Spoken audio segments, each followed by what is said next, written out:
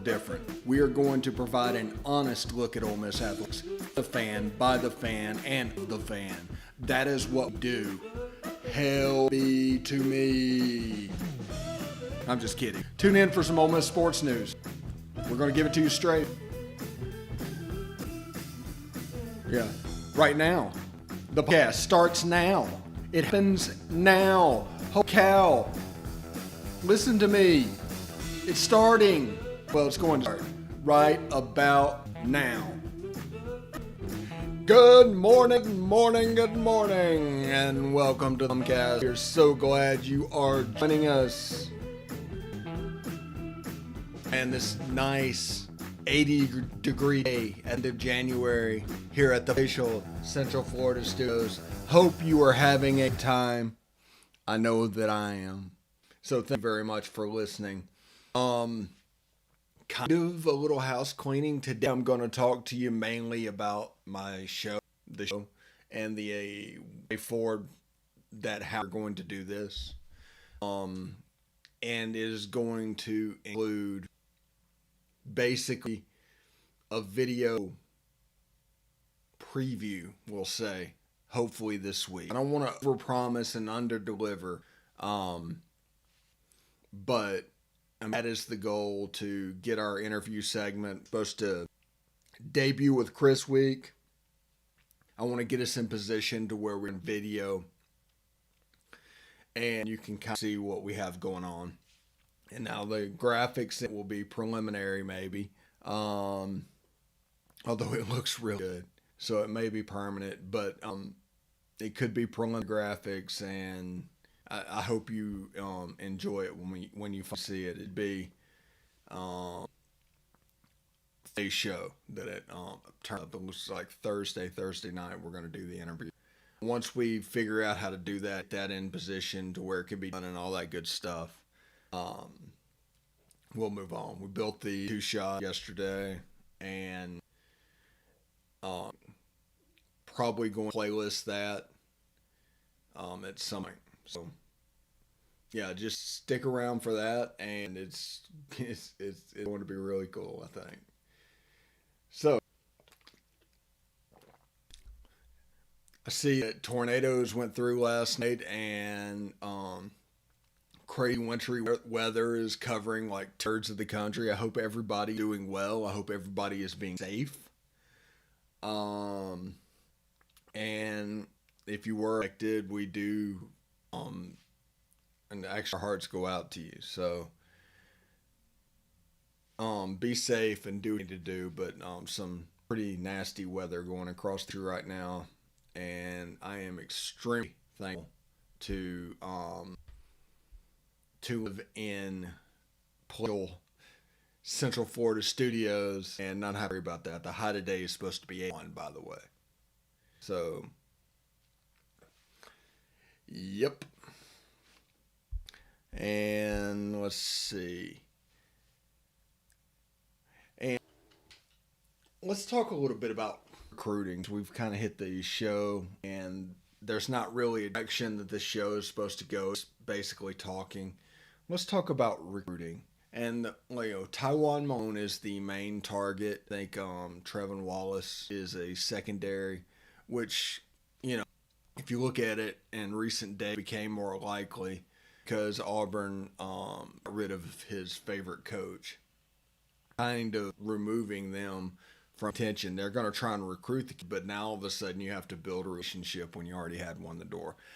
What you need to realize right off the bat is recruiting is about relationships. That's the most important thing.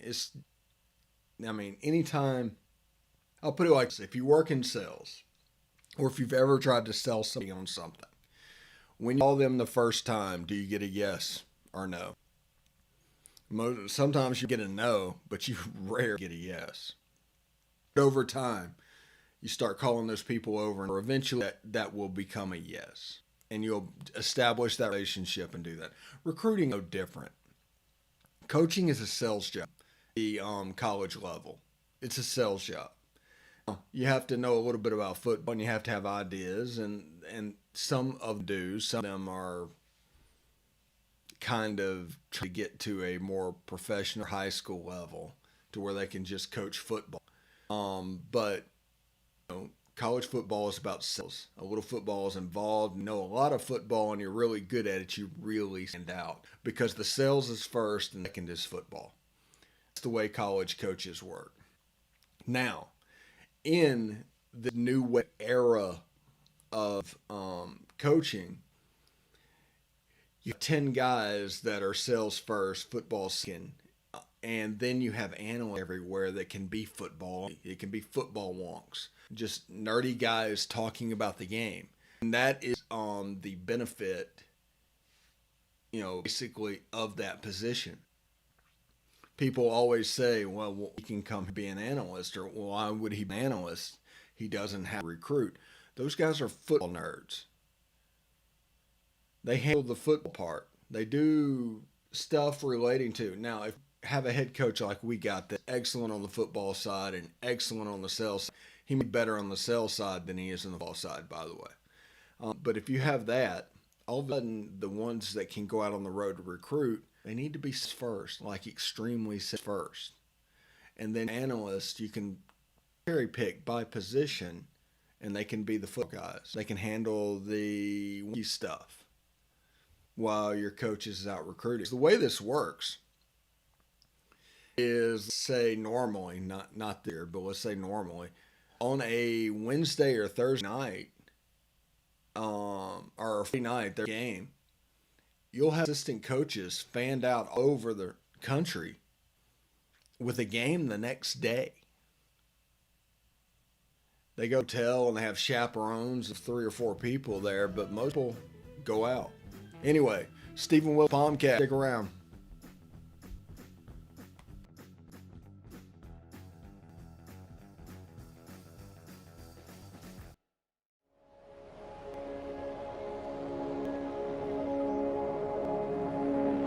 Only 10% of us enough daily exercise. And that number is dropping. Nearly 30% of them are overweight or obese. We spend 6 hours a day in front of the screen. As a result, we now have a shorter life expectancy than our parents. But give us a start in sports and never stop. Learn how at activelife.ca. Hey, this is Stephen Willis from Positively Ole Miss. We're almost done with this break. We'll be back with information quite soon. The military has been in every generation of my family, and so has VA. It wasn't easy for my dad after Vietnam, but VA, him and my mom, the home they'd always wanted. Michael's been coming to VA since World War II. They even helped him lay to rest one battle buddies from Normandy. And me, I've been their footsteps and served with pride. And now out of the military, the GI Bills help with school. Every generation of my family has served, and VA served us all. It's the POMcast with Stephen Willis, right from Positively Ole Miss. Thank you for joining us. We're having a good time. We're having fun. And we are currently one of the few states enjoying decent weather. If you're dealing with poor weather, our feelings are with you.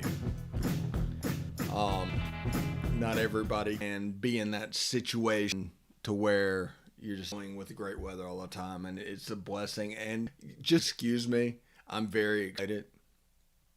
I've been here for basically 2 months, and I've not had a bad morning.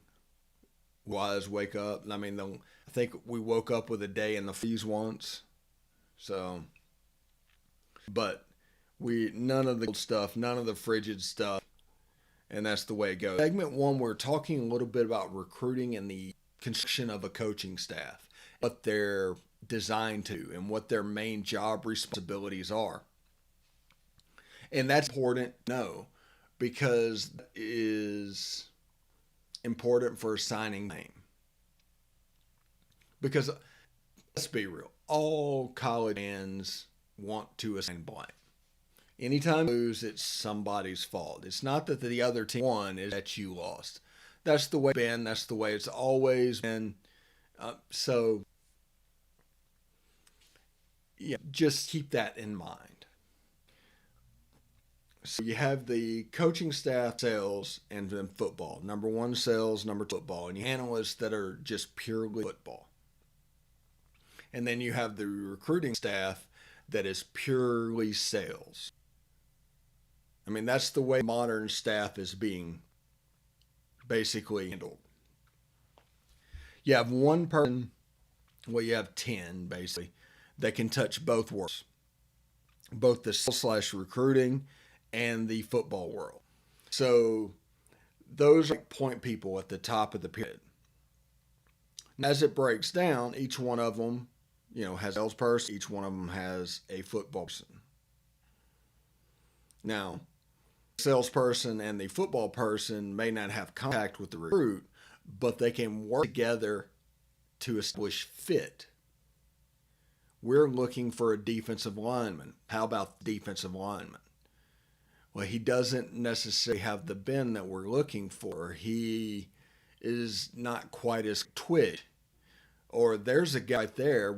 Now that's something we'd be interested in. It's all fit. It's a slow burn right now. Now we won the Outback Bowl. It doesn't seem like such a slow burn, but we still have to overturn the roster. We are several years away from a 2015 type roster. Now we have a quarterback, we have skill players and stuff like that, but we still have to build. The equivalent to next year is basically going to be 2013. And you're going to see a bunch of freshmen on the defensive side of the ball play. You are going to see the youthful bump in talent that is obviously there with a, top 20 recruiting class, which it would be higher, but Ole Miss is not going to a full class because of transfers. And you're going to see them take a step. Now they'll have essentially these offense available to them. They've got somebody come in that's kind of Elijah Moorcomb, and I understand. I get there was Dexter type running backs for 10 years after Dexter McCluster, and it never hit, and the equivalency was never there. Yeah, I get that, but somebody with the type skill set as Elijah Moore is playing that position, he's going to burst shot. John Rice, if sticks around, is going to get that shot, and the slot should be in good shape. And forget J.J. Henry, a true freshman, he's going to play a good.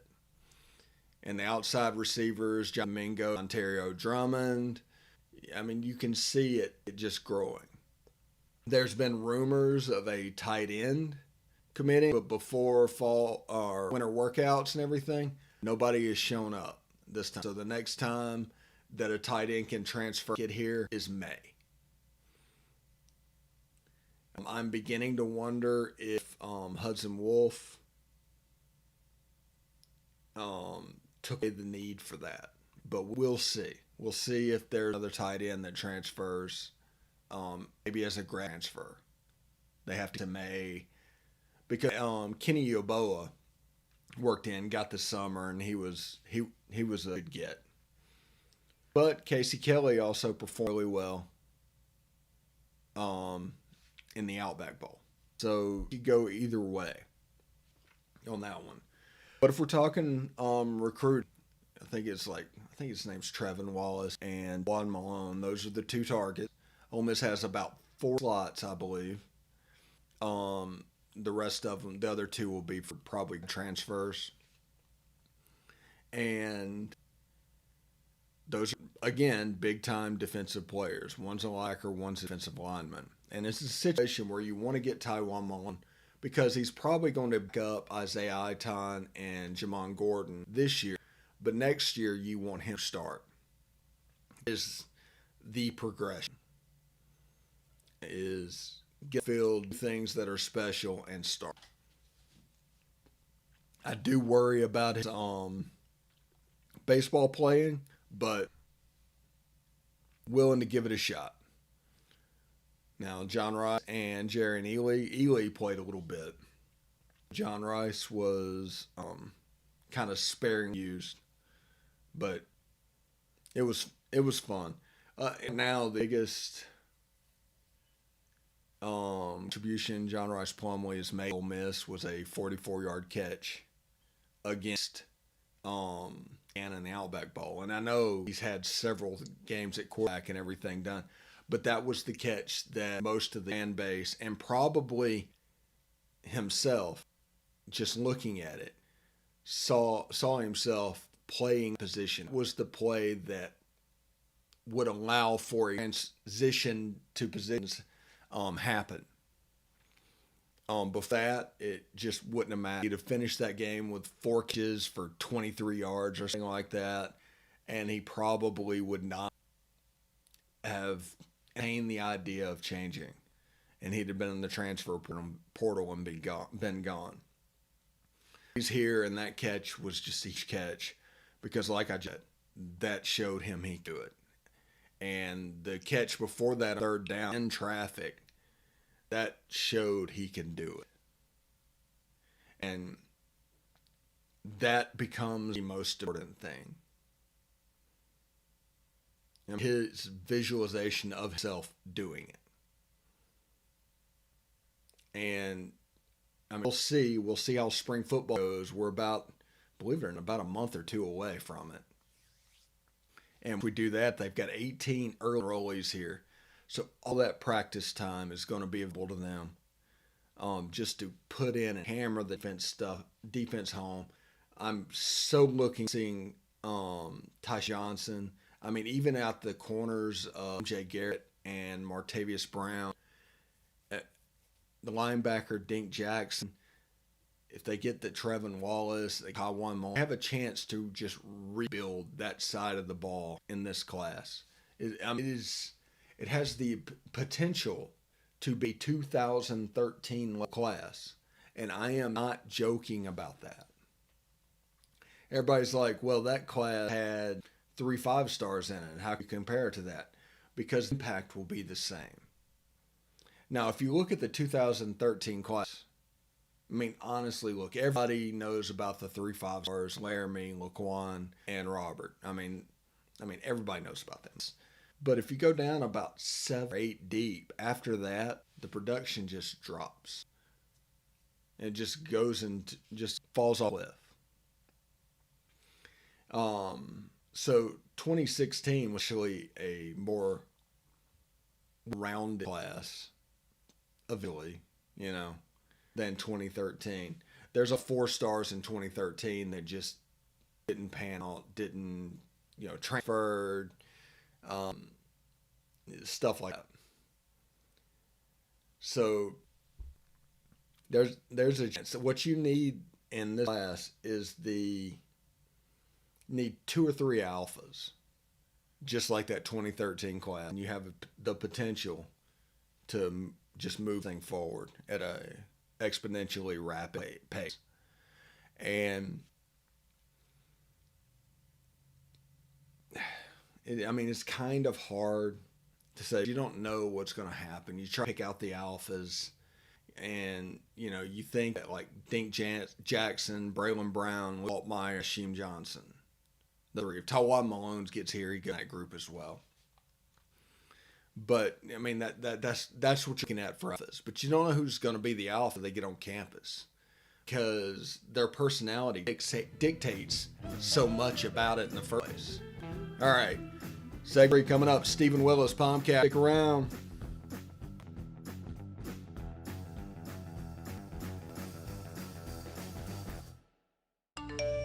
You want to answer that, don't you? I bet it's just killing you, being the glow just inches away. Someone wants to tell you something or ask you something. Oh, come on, answer it already! Just so we're clear, that wasn't my fault. Next time, ignore your inner voice. Don't text and drive. A message from Florida's Choice Independent Insurance Agents. Hey, this is Steve Willis. I just want you to stick around a little longer. We're going to get back to the podcast right after these messages. Tonight, nearly 40,000 veterans across the country are homeless. Men and women have pledged to serve our nation, and now we must serve them. Landlords across the country have helped make significant progress in reducing homelessness by making housing available, but there is more we can do to bring our veterans home. Visit www.va.gov/homeless to see how you can get involved. And if you are a veteran or are experiencing homelessness, please call 877-48-VET. Thank you. POMcast, last segment of the day. Thank you for joining us. We're having time here. Hope you're having a good time as well. Thank you for listening, of course. Of course, you can catch us on Twitter at Stephen Willis or at Old Positively. You can catch us on Facebook at facebook.com/podcast. And you can catch us on YouTube at Positively Ole Miss. Bell for notifications so you'll know when streaming. And of course, you can catch on Twitch at Positively Ole Miss. All one word. That's our channel.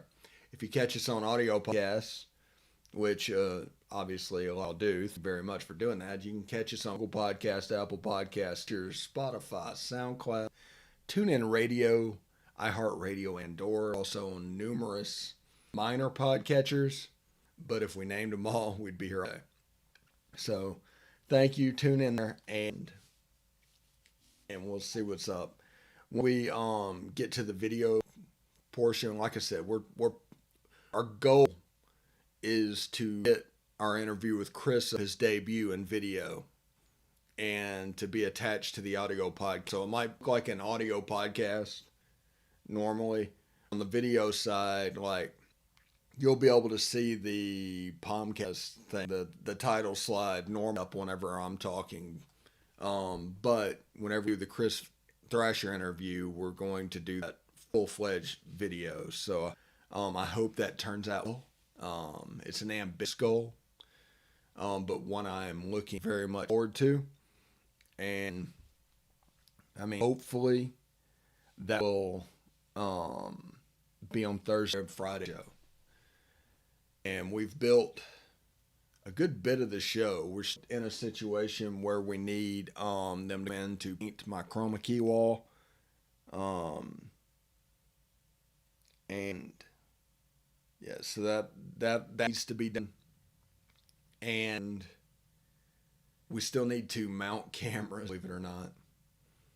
So that is the other part of this, that I want to get Chris up, but we still have to mount camera. We have to do camera placement.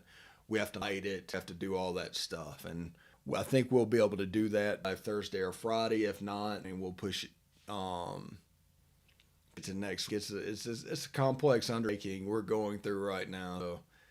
So it's one part in our progress sort of things. And on top of everything else, I've been basically sick for the last 4 days. And it has not been the best. But I'm through it. Turned it around. Yesterday I installed about a quarter rack for our equipment to go into. And today I hopefully will be able to fit it. And we can do all that. But before we can mount the cameras and all that, we need things like the rack, and then after the camera, we have the lighting that needs to go in. So that just gives you an idea of what we're looking at currently and the steps that need to be taken in order for us to do what we need to do, because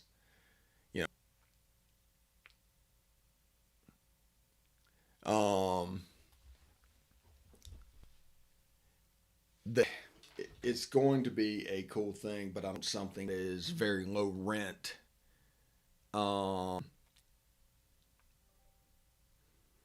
Is low rent to be used. So I want you to stick around, bear with us for a couple more months. This is going to be basically a season of my progress, and hopefully by our hard launch is set for April. That's plenty slow enough, but gives us time to get it built and all the kinks get taken out, and by then we're ready to go. And that's the plan. And we're going to do that essentially for you. And this is all going to be free for the end user. This is going to be an avenue to where you can get information. And it's going to be for the fan, by the fan, of the fan. I have an Oxford correspondent. We're looking for a uniform correspondent. Looking for a recruiting correspondent. Over the next 3 months, we hope to get that taken care of as well. And, like whenever we do this, we don't want to dwell on the past. If you lose to Auburn, we don't want to just dwell on why you lost the game, because there's so much negativity on that, and the people that just don't understand the game to begin with, that just harps on those negative things because that's the only thing they can make sense of, and it's what they saw, but they didn't see the other side of it.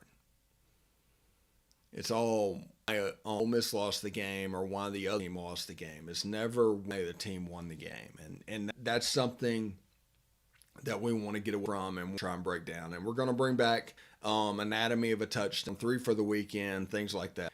And it's going to be a lot of fun. And we're going to do, and hopefully advertisers jump aboard. I mean, you can get into the basic price of a Big Mac per show. And this has a chance to be really cool, and I appreciate everybody that is coming on this journey. We're going to have fun.